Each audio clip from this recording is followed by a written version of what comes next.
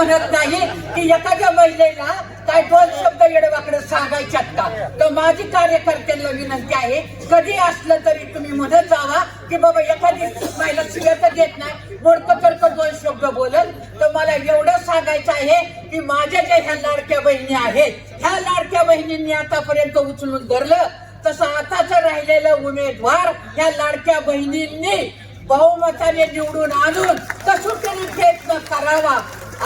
दादांनी ह्याच्यासाठी काय केलं नाही. छोट्या छोट्या मुलांना इंग्लिश स्कूल काढलं, गोरगरिबांची सोय केली. महिलांना शिजर व्हायचं तिथं फुकट होतंय, तिथं गरीबाचं 70-80 वाचलं. तर दादांनी सगळ्या महिलांच्या साठी, सगळ्यासाठी, गोरगरिबासाठी फुकट फुकट सोय केल्या.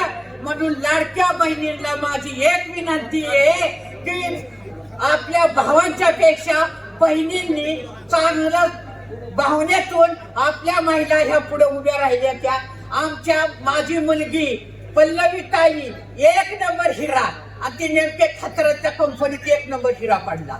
दुसरी माझी बहीण आता उभी राहिली श्यामल सुनील, ही ती माझी मुलगीच आहे.